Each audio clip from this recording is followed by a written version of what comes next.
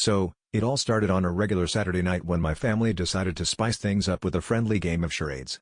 You know, the usual suspects were there: my overly competitive sister, my dad who thinks he's a mime, and my mom who, bless her soul, can't act to save her life. Everything was going smoothly until my brother-in-law, Alex, drew a card that read the chaos of modern life. Now, this was an intriguing prompt, especially for a guy whose idea of chaos is when his avocado isn't ripe. Alex stood there, eyes wide with a mixture of panic and inspiration, before launching into what can only be described as a modern interpretive dance.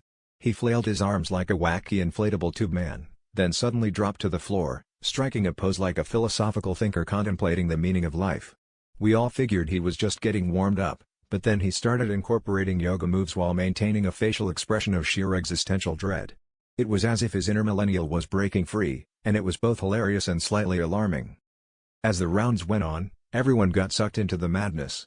My sister mimed scrolling through endless social media feeds with exaggerated sighs, while my dad pretended to be stuck in a never-ending Zoom meeting, dramatically mouthing, "You're on mute." My mom, taking cues from the chaos, tried to act out a traffic jam by standing perfectly still and honking an invisible horn. By this point, we were all rolling on the floor laughing, tears streaming down our faces at the absurdity of it all. Finally, it was time for the last round. My mom drew a card and, with a twinkle in her eye, stood up confidently.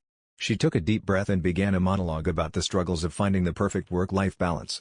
Just when we thought she was done, she pulled out a rubber chicken from behind her back, honked it with a flourish, and declared, "And that, my dear family, is how you handle a foul situation." It was at that moment we realized that modern life, with all its chaos and absurdity, is really just one big comedy waiting to unfold.